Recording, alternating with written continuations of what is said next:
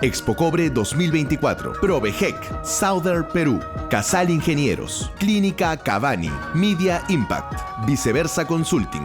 Presentan Tierra Adentro con Oscar Díaz.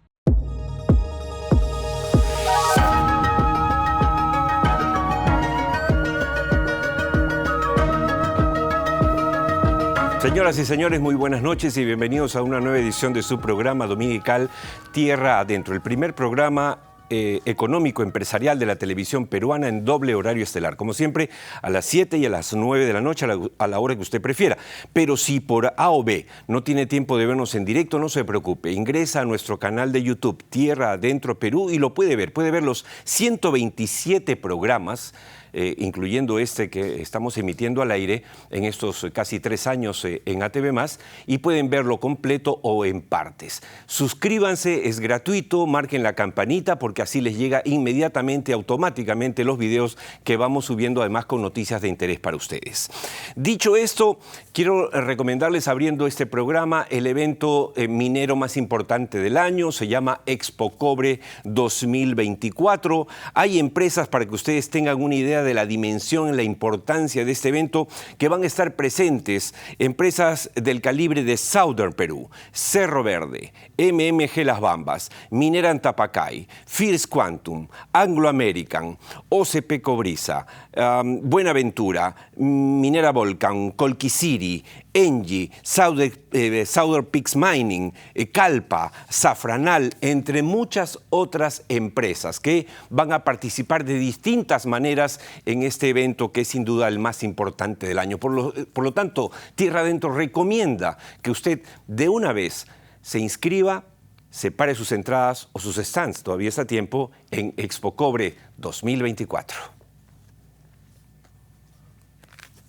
No te pierdas Expo Cobre 2024, el evento minero internacional de cobre más importante del Perú. Del 28 al 31 de octubre en el Centro de Exposiciones Jockey.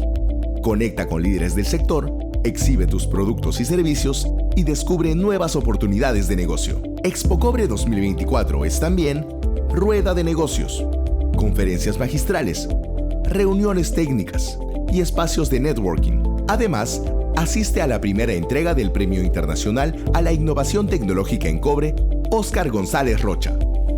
No lo olvides, Expo Cobre 2024 congrega a los mayores expositores de la industria minera nacional e internacional. Registra tu empresa hoy mismo.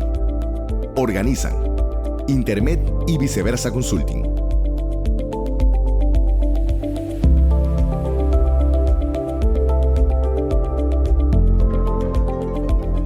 Bueno, y hablando de Expo Cobre 2024 y el cobre, vamos a tener en esta primera parte al exministro de Energía y Minas, Miguel Inchausti, justamente para hablar del boom del cobre. ¿Qué tanto nos conviene? ¿Qué estamos aprovechándolo?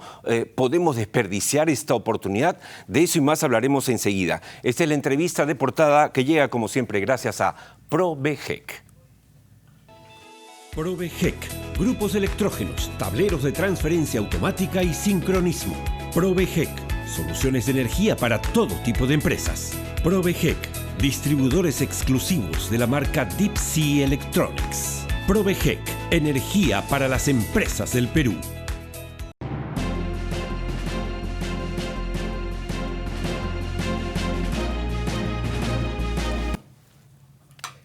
Bien, estamos entonces con el invitado anunciado en la entrevista de portada, el exministro de Energía y Minas, Miguel Inchausti. Pasar por un ministerio es una cosa compleja, ¿no? Uno está, digamos, expuesto a ataques, a críticas, pero también a demandas, a juicios, a procesos. Estamos aquí con un hombre que ha pasado por el ministerio y ha salido, como siempre, digamos, manteniendo esa línea profesional que lo ha caracterizado, y por eso es un gusto para nosotros tenerlo hoy en el programa nuevamente. Miguel, buenas noches y bienvenido. Muchas gracias, Oscar, por la invitación. ¿Cómo ha cambiado, vamos a hablar de frente sobre nuestro tema, cómo ha cambiado la dinámica minera mundial, el paso acelerado, digamos, al cambio de la matriz energética? ¿Cuáles dirías que son las diferencias, Miguel, respecto a hace 10 años, por ejemplo? Bueno, hace 10 años se estaba evaluando si es que el cambio climático generaba un impacto o no, y se empezaba a hablar sobre que se necesitaba energías renovables y que para eso se necesitaban algunos minerales. Ahora eso ya está confirmado, incluso se necesitan minerales críticos, ahora se ha catalogado algunos minerales como minerales críticos, y el último año en Estados Unidos se ha incluido al cobre como mineral crítico. ¿Por qué? Porque la necesidad de cobre que va a haber, no solamente por el crecimiento de las economías y de los países que están creciendo como China, India, sino porque justamente el tema de los autos eléctricos, las energías renovables, los equipos autónomos van a demandar muchos minerales y ya las proyecciones avisoran y confirman de que el cobre va a crecer. Por ejemplo, uno de los minerales críticos del cobre va a crecer en una forma exponencial de acá hasta el 2035, 2040. ¿no? Ahora, casi el 80% de los proyectos mineros en el Perú son de cobre. 70, 80, ¿cierto? 73%. Ok, 73. Ahora, casi todos tienen el reto del manejo apropiado de las expectativas sociales. Ahí te pregunto, porque tú estás bien informado, ¿estamos haciendo la tarea? Yo creo que estamos un poco lento en la tarea de, en el caso del Perú, lo que existe es una crisis de confianza entre todos los actores. La gente que conoce el sector y que está, sabe que desde hace 15 años siempre decimos que se necesita construir confianza, se necesita que las empresas con el gobierno resuelvan las brechas sociales que hay alrededor de los proyectos. En realidad existe una desigualdad cuando un proyecto minero empieza a operar. Y si esa desigualdad no se resuelve en un tiempo rápido, definitivamente, por estadística, va a haber conflictos. Entonces, lo que se ha hecho en los últimos años es construir una visión de la minería del 2030, por ejemplo, con RIMAI. Se han hecho espacios multiactores, se habló del aporte voluntario en el gobierno de Alan García, de ahí se habló del adelanto social. Sin embargo, yo creo que el gobierno debía haber avanzado mucho más rápido, los gobiernos, no necesariamente Sí, ¿no? claro. Lo que sí hay que resaltar y felicitar es que el ministro, y ya salió la norma, por ejemplo, que se va a construir la política multisectorial de la minería, ¿no? ¿Qué pasó con el adelanto social? Que se lanzó con bombos y platillos en el gobierno de Vizcarra. Parecía una buena intención, pero no llegó a cuajar, no se llegó a la realidad. Se lanzó exactamente con el gobierno de Kuczynski y el gobierno de Vizcarra lo intentó implementar. Cuando yo era viceministro avanzamos. El tema era que había que crear la norma y definir en dónde se hacía el adelanto, en qué proyectos, ¿no? Yo creo que ahí había temas que lamentablemente no han podido avanzar. Yo creo que ahora, más que adelanto social, lo que debería trabajarse fuertemente es en el desarrollo territorial. En las regiones y en las provincias y las alcaldías donde hay minería. Hay un libro muy bueno que ha escrito el Instituto de Ingeniero de Minas con 4 investigadores que conocen a profundidad el tema del desarrollo territorial y que lo que alientan es a que haya una gobernanza territorial para promover el desarrollo, ¿no? Y poner al centro no la actividad minera, sino al centro el cierre de las brechas sociales y el desarrollo territorial sostenible de las regiones. Eso, en mi opinión, es lo que se debe trabajar en los espacios multiactor, ¿no? Lamentablemente, los problemas en el Perú siempre no se ven en el mediano y largo plazo, siempre se ven en el corto plazo, buscamos soluciones facilistas y que no ayudan a generar un desarrollo permanente y sostenible. Sí, recuerdo haber hablado con Darío Segarra, presidente del instituto, sobre Él es uno de los autores. Estudio, exacto, y realmente resulta muy interesante, porque a falta de un Instituto Nacional de Planificación, digamos que este es un aporte de entes privados, en este caso del instituto, para poner sobre la mesa, digamos, algún plan mínimo, porque Exacto. Lo que pasa es que no hay planes. Entonces, hay esfuerzos individuales de algunas empresas, hay esfuerzos individuales de algunos sectores, pero no llegan a... En ese sentido, claro, hay quienes dicen que todo tiempo pasado fue mejor, etcétera, pero tampoco hay que quedarnos en el pasado. Pero el aporte voluntario del gobierno de Alan García efectivamente funcionó, ¿no? Acercó a las comunidades, a las empresas. Yo he hablado con muchas empresas mineras, todas estaban muy entusiasmadas, y eso se perdió después. ¿Podría, digamos, reeditarse algo así? Yo creo que sí, ¿no? No hay que inventar la rueda y hay que aprovechar las cosas positivas. Y el aporte voluntario fue algo positivo. Lamentablemente entró el gobierno de Ollanta y eso no pudo continuar. se crearon nuevos impuestos, que dicho sea de paso, eso se está recaudando en el gobierno central. Y yo creo que, nuevamente, si se toma como ejemplo algunas regiones como Moquegua y Cajamarca, que es donde también se está continuando el espacio multiactor de RIMAI, ahí, por ejemplo, se podría hacer un piloto de desarrollo territorial y proponer un aporte voluntario 2.0, algo novedoso, recogiendo las experiencias y las lecciones aprendidas, ¿no? Claro. Yo creo que la minería en el Perú, y sobre todo tenemos una nueva oportunidad que no hay que desaprovechar, que es el cambio de la matriz energética, está generando una necesidad de cobre inmensa en el mundo y los precios van a subir, pero no caigamos en la confianza de creer que los proyectos salen sí o sí, van a salir en forma sostenible y permanente cuando se ponga al centro el desarrollo de esa región, ¿no? Claro, uno diría, eso no le corresponde a la empresa, le corresponde al Estado, pero todos sabemos que el Estado lamentablemente es lento. Y yo creo que tiene que ser un espacio multiactor donde haya colaboración, y ahí es donde entra el concepto que yo siempre propongo y aliento, que es crear valor compartido, ¿no? Porque valor compartido no es filantropía, es resolver las necesidades que hay alrededor de una actividad, pero que genere un valor también para la empresa. Claro. Entonces, y además, al final, vamos, entre gitanos no nos vamos a leer las cartas, es un negocio, es un buen negocio. Dicho en el mejor sentido, Exacto. es decir, buen negocio para los pobladores, para las comunidades, para los gobiernos regionales, municipales y por supuesto para las empresas Exacto. que quieren realizar sus actividades. Por eso es que el tema de sostenibilidad, que antes, hace 10, 15 años tú y yo no conversábamos de eso, Sí. hoy es algo de todos los días, como el ESG, etcétera, ¿no? Exactamente. Pero es ir a la raíz. Ahora, hablando del Estado, Miguel, mientras la recaudación fiscal del 2023 llegó a niveles récord, superando los 16.000 millones de soles, ¿a cuánto asciende el presupuesto del Ministerio de Energía y Minas? Del Cuando tú estabas, por ejemplo. 2024, no, he revisado y estoy permanentemente revisando, el 2024 ha sido 880 millones de soles, ¿no? Lo que 880. sí, claro. De los 16.000. No, los 16.000 es lo que se recauda. Sí, yo sé. ¿no? Pero Claro. comparando, para que la gente entienda, Exacto. yo produzco 16.000 millones y me dan menos de 1.000. Ah, claro. Lo que pasa es que la gente no sabe, incluso los ministerios no saben, de que el Ministerio de la Minería con hidrocarburos genera una caja que se reparte a todos los sectores, ¿no? Pero justamente yo creo que hay que alentar a que eso sea permanente y en forma más se pueda incrementar y generar que se cierre, que esté enfocado no a tener la plata en el banco, sino a transformarlo en desarrollo, ¿no? Y resolver las brechas sociales que existen. Eso es un tema que vamos a conversar más adelante seguramente con José González, nuestro colaborador desde los Estados Unidos que está de visita, porque siempre conversamos y discutimos, o sea, ¿hasta cuándo vamos a acumular? Les recuerdo a los amigos televidentes, hay cifras que les recuerdo porque no todos han visto todos los programas. Cuando termina el gobierno de Alan García, en 1990, Perú tenía 500 cifras oficiales, 500 millones de dólares en reservas. 500.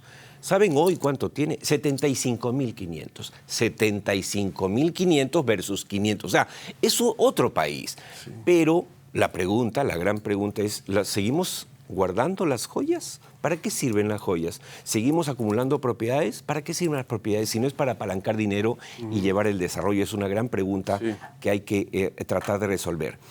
Miguel, se viene un año preelectoral que, digamos, siempre agita las aguas sociales, obviamente.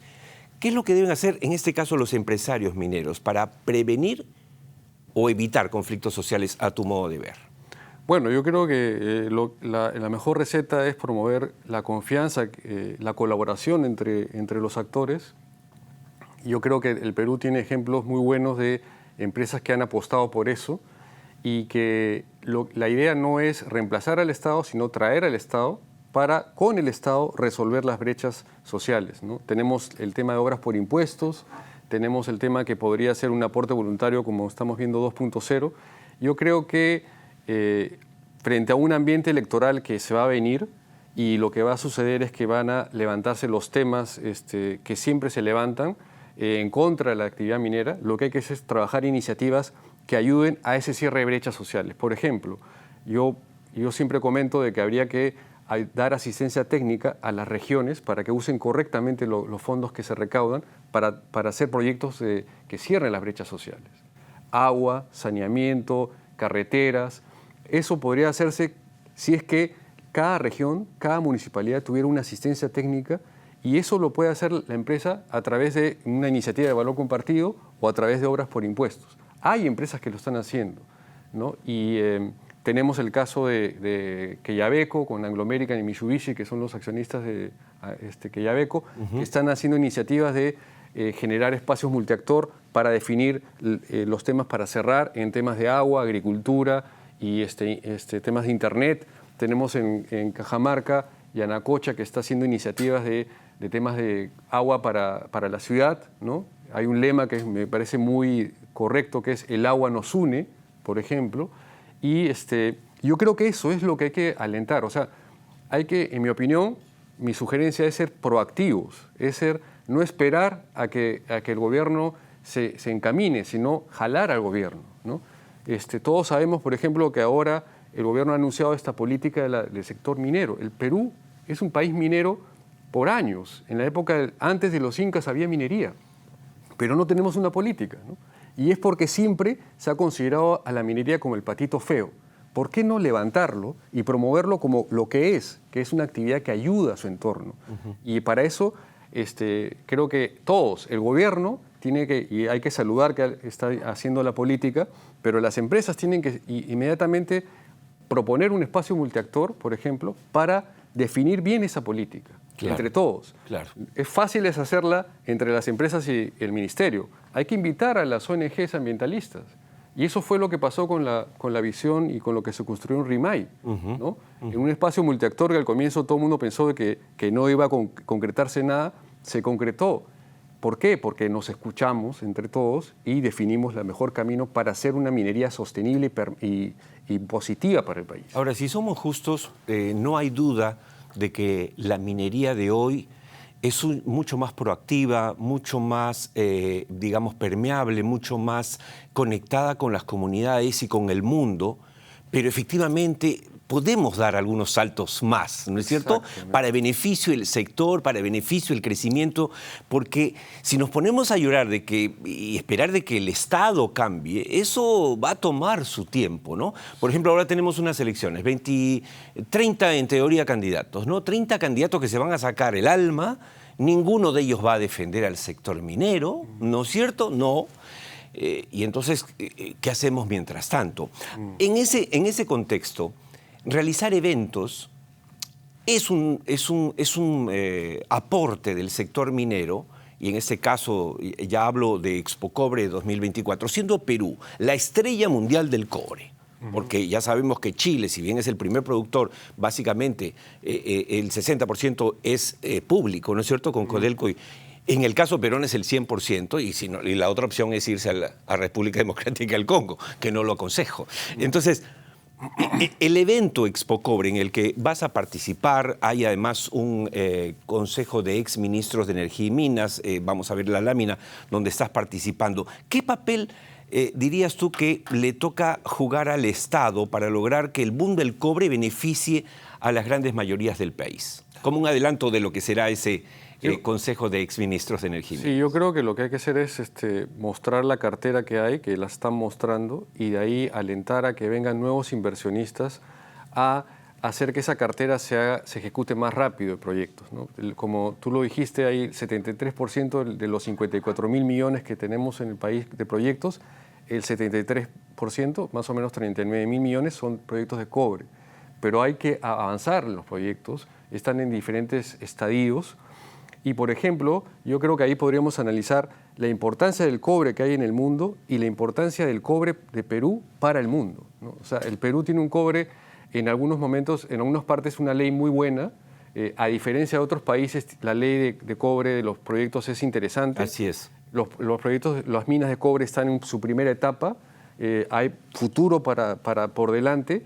Pero lo que podríamos plantear es que el Perú puede plantear un cobre que sea un cobre sostenible. Exactamente. Un cobre que ayude a su entorno. Y eso, yo creo que lo que hay que alentar es eso. Hay que hablar sobre el cambio de la matriz energética y cómo el cobre va a ayudar Un cobre, por ejemplo, cero carbono. Exactamente. ¿No? Así se dice, ¿no? Cero carbono.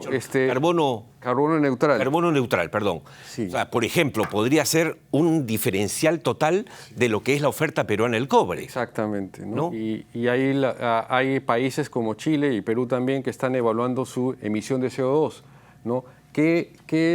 Como gobierno y como empresas, ¿qué podemos proponer para que los proyectos y las operaciones mejoren también su emisión de CO2?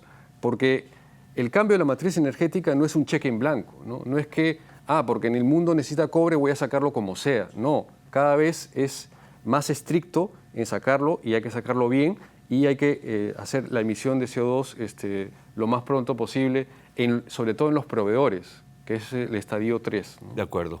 Bueno, muchas gracias, Miguel, como siempre. Hemos tenido con nosotros en esta primera parte al exministro de Energía y Minas, Miguel Inchaustegui, que también estará presente, será uno de los protagonistas del evento del cobre más importante en el Perú, que es sin duda Expo Cobre 2024. Muchas gracias, Miguel. Gracias. Y ya nos veremos en el evento, por supuesto. Sí, claro que sí. Quédate conmigo, por favor. Nos vamos a la primera pausa de hoy con nuestros datos duros. Los datos duros, como siempre, llegan gracias a Southern Perú. Un dato duro de importancia sobre la producción de oro. Siempre compartimos con ustedes información que, siendo breve, llega mucho más directamente a nuestra memoria. Nos vamos a la pausa y regresamos con mucho más. No se mueva de tierra adentro y menos aún de ATV+.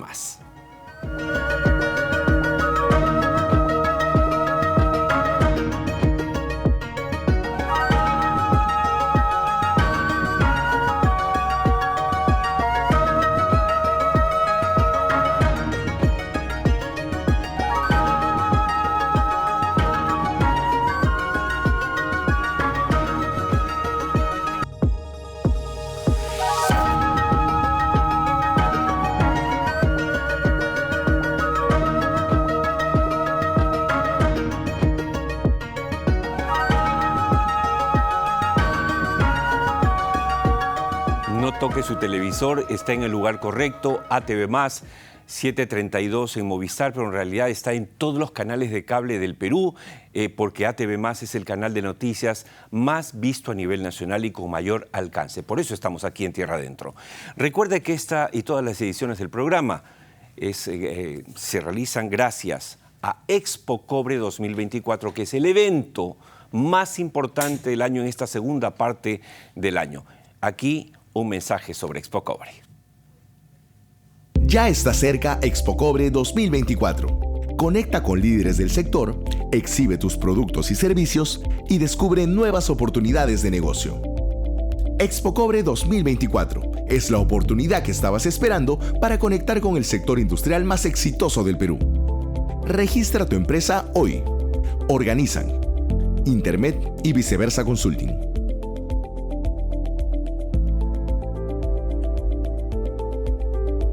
Ya estás.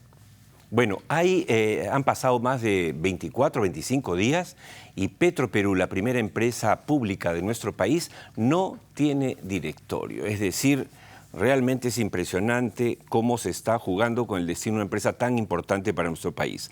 Pero déjenme darles una noticia en carácter de primicia. La operación de los lotes 1, 6 y ZB2 por parte de Petroperú de enero a agosto de este año, amigos de Tierra Adentro, ha dado un EBITDA, son las iniciales EBITDA, de $52 millones y una utilidad neta de 47 millones. Por si fuera poco, ha habido un ahorro de más de 120 millones de dólares a la caja de Petroperú debido a que no ha tenido que comprar este crudo a terceros. O sea, son varios factores. En buena cuenta, en resumen, lo que anunciaron el exministro Óscar Vera y el entonces presidente de Petroperú, Pedro Chira, era cierto. Se les satanizó, les dispararon, los crucificaron, pero dijeron que solamente había que darles un poco de tiempo para que empezara a caminar la operación y luego, y no estoy hablando todavía, ojo, de la refinería Talara, la nueva. Solo había que darles tiempo y los resultados se están dando. Ahora, hay mucho trecho por caminar, sí, pero ¿cuál es el futuro de Petroperú? ¿Hacia dónde va? ¿Por dónde debería ir el nuevo directorio apenas se instale, que esperamos sea mañana? De eso vamos a hablar de inmediato con el experto Aurelio Ochoa. Esta entrevista es la entrevista central de hoy, llega gracias a Casal Ingenieros. En Casal Ingenieros somos especialistas en tanques de combustible y sistemas piping de diésel, gas natural y GLP. Casal Ingenieros es líder en proyectos electromecánicos, soluciones acústicas y control de ruido para plantas de emergencia con grupos electrógenos. Hace más de 3 décadas somos Casal Ingenieros. Cuenta con nosotros. Bien, ya está con nosotros nuestro invitado, Aurelio Ochoa, experto en hidrocarburos, ex director de Perú Petro, de Petro Perú y presidente de Perú Petro, un hombre que conoce el sector, que no tiene ninguna atadura, ningún compromiso con nadie, sino con su conciencia y con su experiencia, y por eso lo hemos invitado hoy al programa. Buenas noches y bienvenido, Aurelio. Oscar, gracias por la invitación, muy amable. Empecemos con lo nuestro. ¿Por qué el ministro de Economía, José Arista, que se supone debe estar bien informado, dice cosas como, por ejemplo, que Petro Perú está quebrada y que sus trabajadores ganan como jeques árabes? ¿Esto es desconocimiento o mala leche? No, yo diría que quizá bajo la influencia de una serie de gremios empresariales, él finalmente se lanzó, digamos, en una primera oportunidad. Sin embargo, es bueno también a la vez ser justo en este caso. La semana pasada, o sea, hace 4 días, ¿no?, el ministro salió y justamente después de estar presente en la refinería de Talanueva, por cierto, junto con el primer ministro. ¿Se corrigió? No, entonces allí hizo la declaración y se dio cuenta, porque ahí le explicaron las cifras reales de Petro Perú, no las ficticias, ¿no? Las exageradas hay, digamos, por gente que lógicamente no quiere a Petro Perú, pues, ¿no?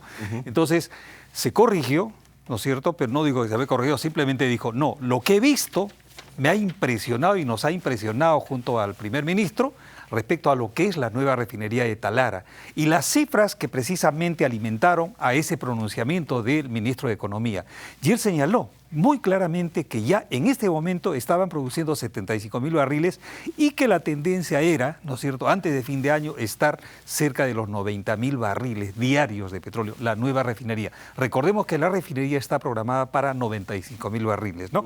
Entonces, ya lo que anteriormente había señalado con relación a que estaba quebrada, por cierto, no puede estar quebrada una empresa que primero que no es que se haya declarado la quiebra. Así y otra es. cosa adicional, ¿quién es el propietario de la empresa? 100%. Es el Estado peruano. Y el Estado peruano tiene en este momento una pequeña entre comillas, espalda financiera en el BCR de 83.100 millones de dólares. 83.100 millones de dólares, ¿de acuerdo?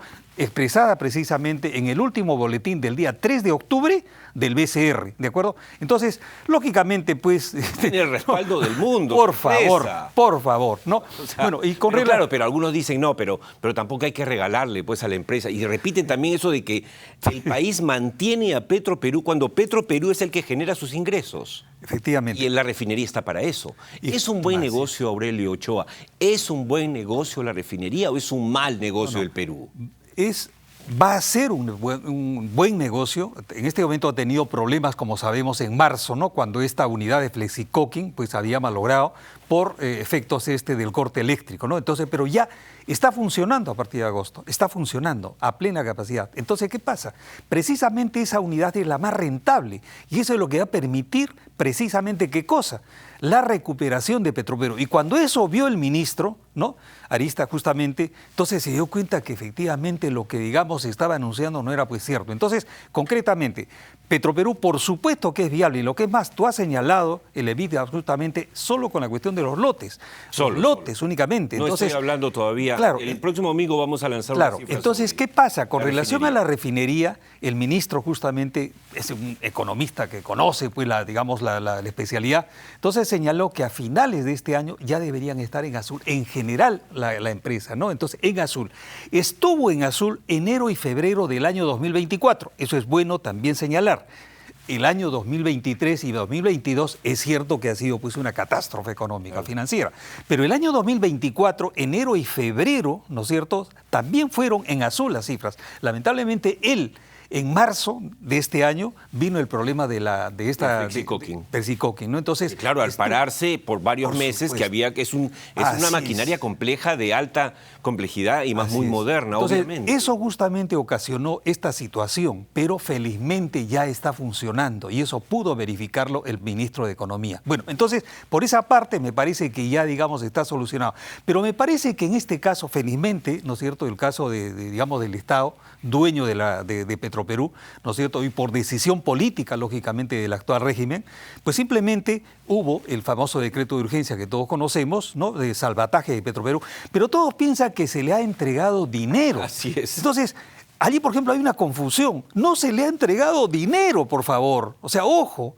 Lo que se le ha entregado, ¿qué cosa es? Simplemente la capitalización, en este caso, ¿no es cierto?, de 750 millones de dólares, esta línea de crédito de $1.000 millones por el Banco de la Nación, líneas de crédito, no se le está diciendo, oiga, ¿sabes qué? Pero líneas de crédito nada flexibles, no es como un crédito internacional que lo pagas a 30, 40 años, acá lo tienes que pagar en un corto plazo, ni siquiera es una gran ventaja. Así es. Lo que, digamos, ha salido en este caso de ese atolladero en que estaba Petroperú, entonces un salvataje, y hay que señalar quién es el que propuso o qué directorio propuso. El de Chira, Pedro Chira. O sea, todo lo que, digamos, se ha conseguido en este decreto de urgencia, a excepción del PMO. Al que crucificaron, junto a Oscar Vera. Lo crucificaron. Entonces, este es el único programa que creo los ha defendido o ha tratado de poner las cosas en su exacta... ser porque objetivo. ellos no son, pues, castillistas, ¿no? Ellos llegan después del desastre de Castillo, es cierto, obviamente. por supuesto. Del por inefable supuesto. Hugo Chávez, ¿no? Que compró su puesto en la avenida Arequipa, en una clínica. El gerente de finanzas, que han hecho destrozos. Así es, eso es cierto, nadie puede negar. Y esto, lógicamente, ha ocasionado una situación crítica en lo que es la parte económico-financiera. Eso ya sabemos. Entonces, ¿qué pasa?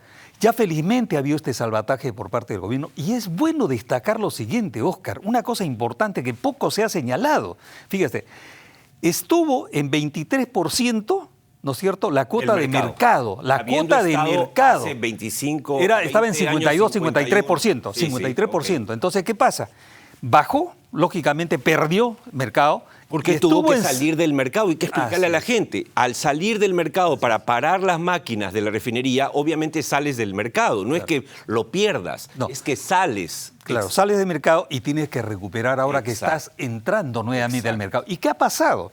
En estos 15, 16 días, cuando ya no estaba en funciones el directorio, ¿no es cierto?, que ha renunciado, se ha recuperado 5%. Hoy día está en 30% la cuota de mercado. 30% la cuota de mercado. Esa es la última cifra. Y eso lo sabe el MEF, justamente cuando veo. Claro, entonces, ¿qué pasa? Hay más buenas noticias. Es una buena noticia, definitivamente, ¿no? Ahora, la otra cosa es que ese decreto de urgencia no es que no tenga condiciones, o sea, se le pone, es muy taxativo. Por ejemplo, se le dice, el año 2024 vas a tener ahorros en lo que es tu gestión en 10%. Y el año 2025 vas a tener de 30%. En otras palabras, a diciembre del año 2025 debe haber reducido 40%. ¿De acuerdo? Entonces, eso lógicamente es una exigencia de este decreto de urgencia. No es de que digamos, oye, esto te voy a salvar sin entregarte. No, está condicionado. Y otra cosa, también está condicionado a la reestructuración de Petroperú. Y dentro de esa reestructuración es bueno señalar la parte de los lotes petroleros, que tú has al inicio respecto a lo del EBITDA, en este momento, ¿cómo está? Positivo, lógicamente, ¿no es cierto? ¿Por qué?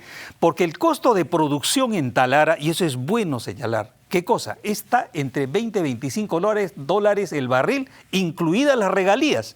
¿Y cuánto Petroperú tiene que comprar?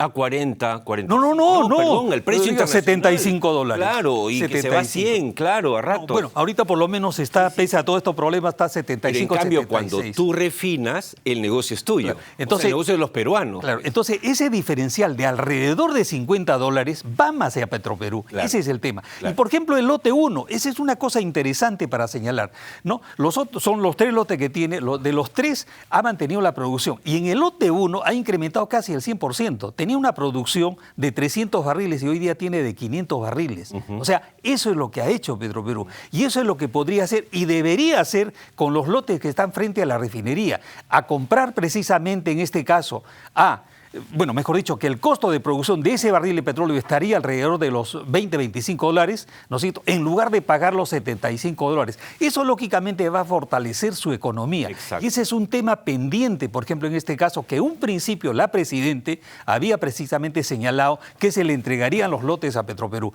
Bueno, después retrocedió, pero espero que dentro de todo este paquete, y hay una cosa, no es que lo dice Petroperú, es Arthur de Little, ¿no es cierto?, esta consultora internacional, racional, Lo hemos comentado objetiva, en este programa. ¿no es cierto? Yes. Entonces, esa, por ejemplo, entre una de sus sugerencias, 4, la principal estaba, oiga, sería bueno que ustedes tomen los lotes que están frente a la refinería, que se le entreguen. O sea, no es que Petroperú se le ocurra, sino Arthur de Little había señalado. Entonces, Arthur me parece de Little. que, claro, No el digamos, partido Perú Libre, no Castillo, Arthur de Little, por si acaso, ¿ya? Porque hay unos ayatolas. No, Arthur de Little, que es, ¿no es cierto?, una empresa tan reputada, dijo 4 cosas que hemos resumido acá, Aurelio. 1, operen los lotes, todos los que puedan. Le dijo a Petroperú, por escrito. 2, empiecen ya con la refinería, porque que ya, va a dar ya plata. hizo, ya empezó, y lo hicieron en la administración. Le dijo, gobernanza y eso es traten obvio, de reducir sí. personal. Así es. Obviamente. Y la se parte de están los dando. lotes, ¿no? O Y sea, no. esas 4. Así Entonces, es. esas 4 sugerencias, recomendaciones que ha hecho este estudio, muy profundo y se ha demorado, creo, 2, 3, no sé cuántos Así años. Entonces, precisamente llegaban a ello.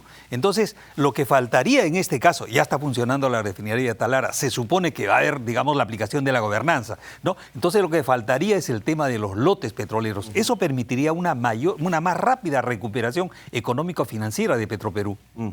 Bueno, ahora hemos tenido acá en el programa a Alejandro Narváez, ex presidente de Petroperú en el gobierno de Alejandro Toledo, cuando el mercado, además ellos tenían el 51% del mercado, según sus propias declaraciones. Lo que yo tengo entendido, Aurelio, es que él es el favorito de la presidenta Dina Boluarte para asumir, pero se ha hecho también una campaña de satanización, lo han buscado hasta su adolescencia, ¿no? Porque como no encontraron delitos, se fueron, vamos a la adolescencia, debe haber cometido algún error. Pero de allí en adelante el hombre es un catedrático, una persona reputada. Tengo la impresión de que el ministro Arista está aguantando todo porque un poco le dice a la presidenta, bueno, mira, si tú pones a Narváez, nosotros no ponemos directores. O sea, ¿podemos seguir así, Aurelio? Bueno, fíjate, donde manda capitán no manda marinero, así de simple. Esto es acá y en la China, ¿no? Entonces, a mí me parece que la presidenta tiene que decidirse, ¿no? O sea, no quiero opinar, la conozco, es una buena persona, ¿no? La persona que tú has mencionado. Sin embargo, si la presidenta considera lo que ha decidido, pues simplemente la aplica. Por eso tiene el poder político. Entonces, acá no hay que no me gusta, que por acá, que por allá. Oye, ¿no estás de acuerdo? La puerta está abierta. Nadie es indispensable. Yo quisiera en este caso, ¿no es cierto?, que el ministro Arista más bien continúe porque, digamos, después de lo que ha visitado, está plenamente convencido respecto a la recuperación de Petroperú. O sea, eso también hay que acotar, ¿no es cierto? O sea, ojalá se quede. O sea, no creo que lo que tú me has señalado de repente ha sido una primera etapa, pero al igual que como con Petroperú había señalado que la quiebra, etcétera, etcétera, a mí me parece que él ha cambiado ya de posición, lógicamente porque ha visto una realidad en Talara. Así que ojalá que se quede. Esperemos que así sea, esperemos que así sea. Aurelio, muchas gracias. Muchas Gracias por la invitación. lucidez, por la franqueza. Obviamente, acá no queremos satanizar tampoco, yo no tengo nada, no conozco o no tengo el gusto de conocer al ministro Arista, pero en lo personal a mí me disgustó mucho. Me disgustó mucho que el ministro de Economía y Finanzas, en vez de defender a su empresa, la primera empresa del Perú, la ataque. La denoce, pero además con falsedades, porque si estuviese quebrada, bueno, ya estaría cerrada, pues, ¿no? Y hay efectivamente pero se ha algo de corregido. 80.000 millones de dólares que respaldan. Pero se ha ese. corregido, así que eso es lo importante, bueno. ¿no? Entonces, Así qué es. bueno y nos alegra. Vale la pena. Muchas gracias. Gracias por la Aurelio. invitación. Y bueno, seguiremos conversando. De hecho, esperamos seguir recibiendo buenas noticias sobre nuestra empresa de bandera que es Petroperú. Muchas gracias por estar con nosotros. Nos vamos de inmediato a la pausa. Nos vamos, por supuesto, con nuestro segmento de Volver al Futuro, siempre con un dato de interés. Y regresamos en la última parte para hablar de varios temas importantes. Miren, hay una posible guerra en Medio Oriente. ¿Nos conviene? Parece que sí. Kamala Harris podría llegar a la presidencia de la República en Estados Unidos. ¿Nos conviene? Parece que sí. Bueno, de eso y más vamos a hablar en el último bloque del programa. No se mueva, volvemos de inmediato.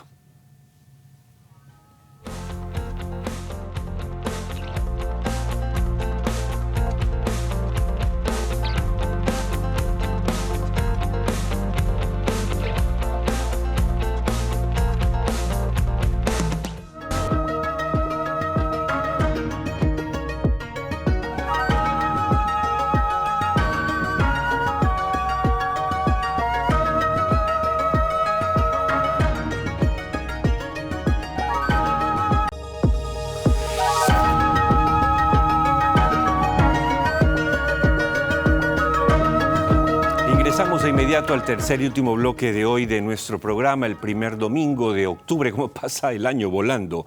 Bien, les recomiendo, por supuesto, el evento más importante del año de la minería peruana, que es Expo Cobre 2024, que tendrá lugar del 28 al 31 de octubre en el Centro de Exposiciones Jockey. Entre otras cosas, este evento, por ejemplo, tendrá la exposición de Alberto Casas, alto funcionario de First Quantum, la empresa de Minera Panamá, pero que además está viendo dos proyectos importantes en el Perú, que son La Granja en el norte del Perú y Akira en el sur. Alberto Las Casas compartirá con nosotros la visión de sostenibilidad social de First Quantum en sus proyectos cupríferos.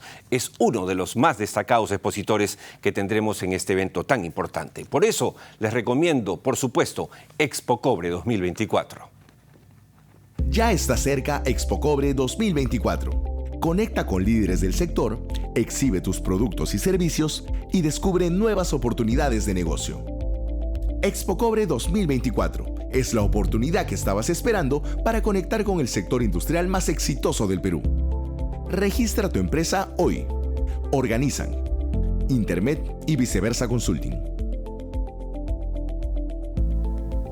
No se olviden de entrar a la web de Expo Cobre 2024, tienen que inscribirse, tienen que participar, no pueden estar ausentes en el evento más importante del cobre en el Perú y a nivel de Latinoamérica.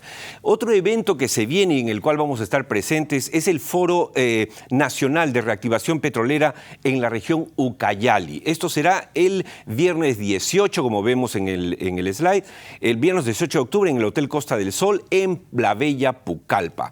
El foro se titula Impulsando la inversión en exploración y producción de hidrocarburos en las 11 áreas de promoción de la cuenca Ucayali. Esto está organizado por Capetrol, TIL del Oriente y el gobierno regional de Ucayali. Dicho esto, nos vamos con la entrevista del cierre que llega gracias a Media Impact.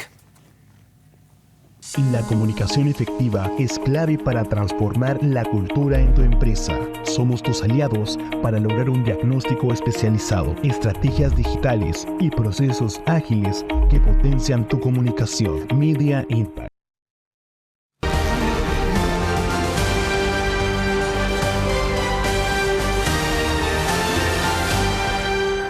Y estamos con José González, gerente asociado de GCG Advisors, gran amigo, un profesional de primer nivel que realmente es un lujo tener en el programa todos los domingos, normalmente desde los Estados Unidos, pero ahora por cuestiones de trabajo de visita en el Perú y aprovechamos, por supuesto, para tenerlo en nuestros estudios. Bienvenido, como siempre, José. Encantado, Oscar.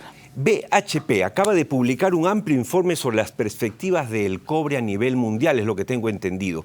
¿Qué es lo más importante de este documento? Importante porque BHP es el mayor productor de cobre a nivel mundial en términos de empresas mineras. Y siguiendo al reporte que cubriéramos ya hace casi 2 años, cuando empezó Tierra Adentro de S&P Global, que se llamaba La Era del Cobre, este reporte lo titulan cómo el cobre va a formar nuestro futuro, la importancia del cobre hacia adelante. Señalan que el cobre ha formado parte de la historia de la civilización por milenios y que en el siglo XX fue clave en el incremento en la demanda de electricidad, en sistemas de energía y tecnología moderna, y que es un bloque fundamental en la conformación del siglo XXI para mejorar los estándares de vida y permitir la transición energética. Bottom line, como se dice en inglés, señala que la demanda de cobre se va a incrementar 2% al año hasta el 2050 para incrementar la demanda en 70%. Y que la demanda del cobre va a ser muy resiliente, que no hay realmente ningún otro metal que lo vaya a reemplazar, independientemente de las discusiones sobre el aluminio y nuevos polímeros que podrían reemplazarlo. Retos, las minas están envejeciendo y los costos de producción se van a incrementar y las compañías mineras van a tener que lidiar con los stakeholders, los involucrados en la producción del cobre con mayor enfoque y mayor cuidado, y subrayan que la mayor oferta de cobre en el mundo viene de América Latina, 39.6% en adelante, y el Perú va a ser la mitad o más, dependiendo, señala el reporte, cómo se desarrollan los proyectos mineros en el Perú. Y como siempre hemos dicho, la importancia de las reservas de cobre en el Perú, que tienen una minabilidad envidiable a nivel global. Interesantísimo. No hay duda de que, digamos que en el escenario minero mundial Perú tiene hoy un lugar de privilegio, lo acabas de reseñar, sobre todo en el caso del cobre, pero la inminente o posible guerra en Medio Oriente ¿favorece también a los intereses nacionales? Aunque suene horrible decirlo así. La escalada, la continuidad de la invasión de Ucrania y la escalada del conflicto en Israel, y la guerra, lo que se llama la guerra en Israel, con los ataques al Líbano de parte de Israel, y la reacción de Irán, y la reacción que tenga Israel hacia Irán. El presidente Biden dijo que estaban tratando de contener la decisión israelí de atacar las refinerías iraníes. Si Israel ataca las refinerías iraníes, podrían retirarse 3 millones de barriles del mercado global. Irán exporta 1.67 millones de barriles. Impacta directamente el precio del petróleo. El precio del petróleo, que estaba en 74, más o menos 71 el barril, llegó a casi 79, ha vuelto a bajar como niveles de 75, 76. Pero si escala la tensión y se incrementan las tensiones en el Medio Oriente, el precio del barril podría empezar a subir nuevamente y tentar esos récords que llegaron casi a $150 el barril. Eso es negativo para todo el mundo, incluido el Perú, porque nos suben los precios de los combustibles. Pero en virtud de las inestabilidades alrededor de los mercados energéticos, la normalización en Venezuela, por lo que sucedió en la elección del 28 de julio, complica las cosas. Sin embargo, por estas tensiones, eso también se empieza a mover en términos del pragmatismo. Pero deja muy claro que el problema de la energía fósil no es solo las emisiones de carbono, sino la inestabilidad de los mercados. Así que la transición energética tiene que acelerarse, debe enfocarse en ejecutarla en los periodos más cortos posibles, y eso favorece a los minerales críticos, favorece al cobre, favorece al Perú. Yo recuerdo claramente que una de tus últimas intervenciones en el programa, casi terminó tu intervención hablando de las elecciones presidenciales de Estados Unidos.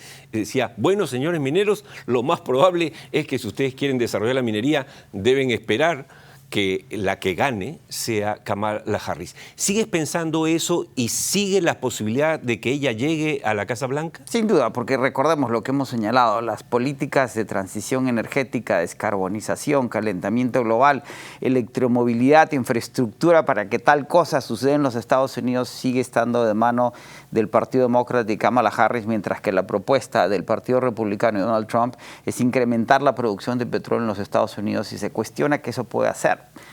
Y de hecho, en la convención republicana, Donald Trump negó la existencia del calentamiento global y la necesidad de descarbonizar el planeta, lo cual crearía mucho ruido en todas estas dinámicas de las que estamos hablando, de las que ha hablado S&P, de las que habla BHP.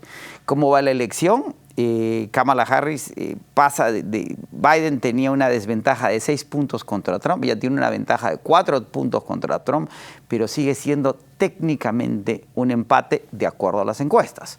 Y recordemos que en los Estados Unidos el voto es indirecto, lo importante es lo que se llama el camino a los 270 votos, que son los 270 votos electorales con los cuales gana uno la presidencia. 8 estados en disputa, que son los que van a definir esos 270, el resto de los estados están ya definidos claramente para quién. Y de acuerdo a los juegos que hacen los analistas, Kamala Harris, los márgenes son muy apretados en esos 8 estados. Podría tener 270 votos y Donald Trump 268. Wow. Solamente 2 votos en un estado que, si no me equivoco, es Nebraska, que a diferencia de los otros estados reparte sus estados electorales. En los Estados Unidos el que gana el estado se lleva todos los votos del estado. Podría haber un escenario, Oscar, en que por segunda vez en la historia de los Estados Unidos terminaran empatados 269, 269. Si eso sucede, la Cámara de Representantes se constituye como no poder electoral, no existe el poder electoral en los Estados Unidos como el cuerpo electoral, claro, con un voto por cada estado, no por el número de representantes. Y podría ser que, dependiendo cómo se vote en el legislativo, podría diferir del voto por el ejecutivo y que el legislativo escoja al otro candidato, ¿sí? Wow. Y el Senado elige al vicepresidente de la misma manera. Final de fotografía. Correcto. Todo anuncio en final de fotografía. Como dicen en Venezuela, mi angustia tiene angustia. Bien, José, se nos fue el tiempo. Muchas gracias, muchas gracias. Y ya retornas mañana a Estados Unidos, correcto, pero te tendremos, yo estoy seguro, muy pronto aquí. Bien, nos vamos con José González y con una frase de Steve Jobs. El único modo de hacer un gran trabajo es amar lo que haces. Aquí amamos lo que hacemos en Tierra Adentro, por eso les entregamos lo mejor de nuestro esfuerzo todos los domingos en el doble horario de las 7 y las 9 de la noche. Recuerden, la cita es siempre los domingos en ese doble horario, en esta su casa, TV+, en este su programa, Tierra Adentro. Oscar Díaz los invita a acompañarnos también la próxima semana, si Dios quiere. Gracias.